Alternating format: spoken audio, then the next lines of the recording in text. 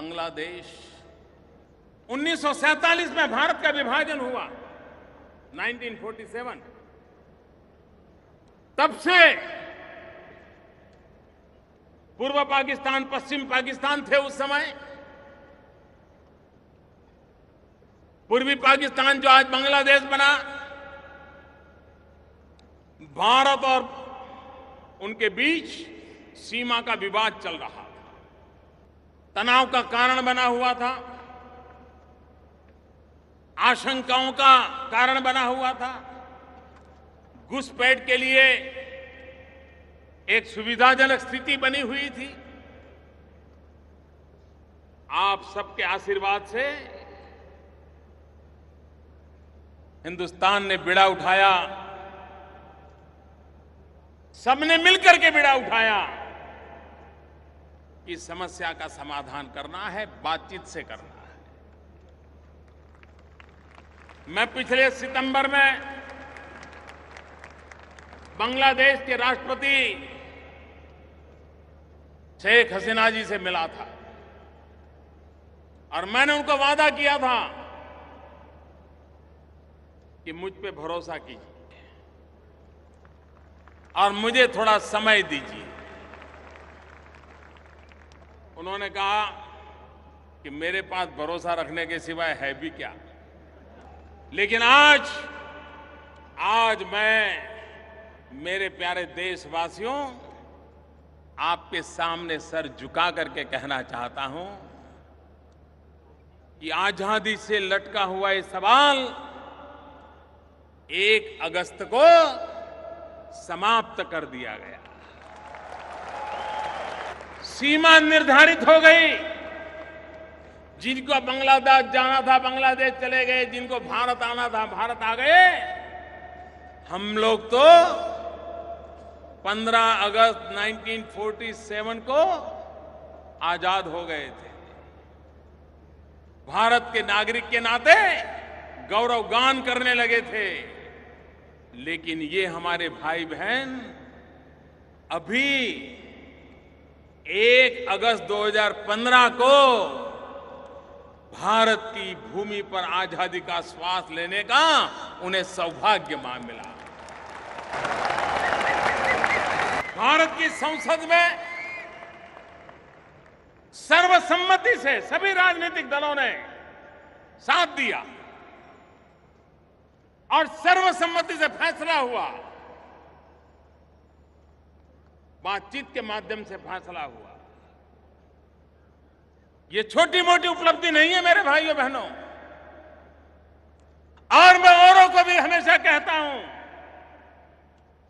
अड़ोस पड़ोस के देशों को भी कहता रहता हूं, जैसे हिंसा के रास्ते पर गए हुए लोगों को भी कभी न कभार बातचीत के रास्ते पर आना पड़ता है, वैसे अड़ोस पड़ोस में भी समस्याओं का समाधान बातचीत से ही निकलता है। अंतर्राष्ट्रीय संबंधों में आज भारत एक महत्वपूर्ण भूमिका अदा कर रहा है, मानवता के अधिष्ठान पर कर रहा है। जब नेपाल में भूकंप आया, चंद घंटों में, ऐसा नहीं कि भाई जरा पूछो तो क्या हुआ है, जरा जानकारी लो क्या हुआ है, ऐसा करो अफसरों का डेलीगेशन भेजो, देखो जरा क्या मुसीबत आई है, ऐसा करो भाई कोई अपने रिश्तेदार वहां तो पूछो भाई हुआ क्या है। ऐसा इंतजार नहीं किया। आज दिल्ली में ऐसी सरकार है जो हर पल नजर आती है, हर जगह पे नजर आती है।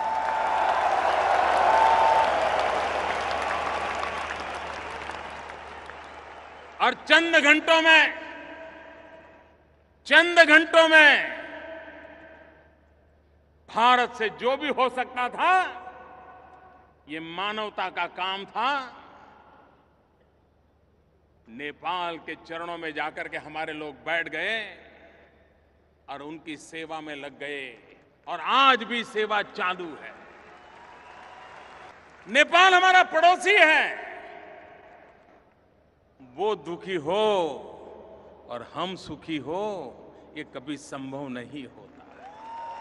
उसके सुख में भी हमारा सुख समा हुआ है। श्रीलंका, आपको हैरानी होगी, जब मैं नेपाल गया प्रधानमंत्री बनने के बाद, नेपाल जाना है तो 70 मिनट नहीं लगती है। दिल्ली से नेपाल जाना हो 70 मिनट नहीं लगती है। लेकिन भारत के प्रधानमंत्री को नेपाल पहुंचने में 17 साल लग गए। फिर से हम गए, संबंधों को फिर से जोड़ा। अपनापन आज नेपाल भारत पे भरोसा कर रहा है। भारत नेपाल का सुख दुख का साथी बना है। श्रीलंका,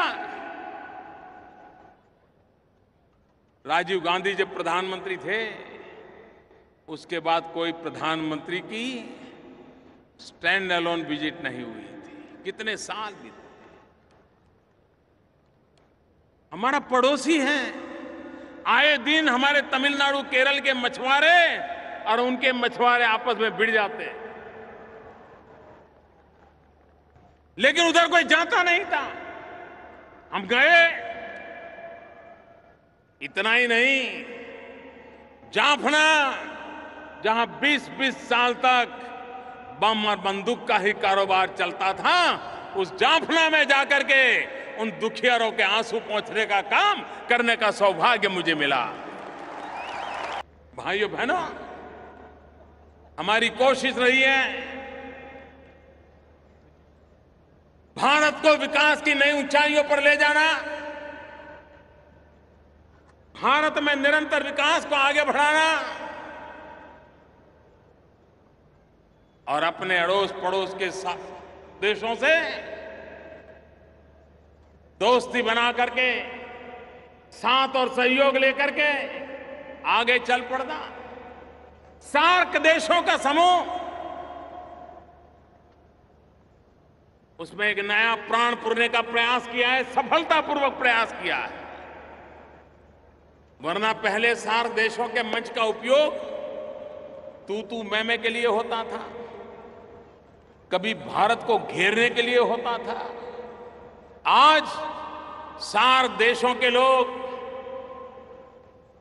जितने साथ चल सकते हैं उनको लेकर के इन सार्क इकाई को विकास की नई ऊंचाइयों पर ले जाने का सपना हमने देखा है। नेपाल, भूटान, भारत, बांग्लादेश, इन 4 देशों ने एक नया इंफ्रास्ट्रक्चर बना करके कनेक्टिविटी का एक पूरा काम तय कर लिया। एग्रीमेंट हो गया। ये आगे चल करके नॉर्थ ईस्ट से जुड़ेगा, वहां से ये म्यांमार से जुड़ेगा, वो इंडोनेशिया, थाईलैंड, पूरब हिंदुस्तान, पूरब के विश्व की तरफ भारत को कनेक्टिविटी की एक ताकत देगा। एक नया भारत का बदला हुआ संबंधों का एक नया विश्व खड़ा हो जाएगा। जब अटल बिहारी वाजपेयी देश के प्रधानमंत्री थे, भारत ने न्यूक्लियर टेस्ट किया था।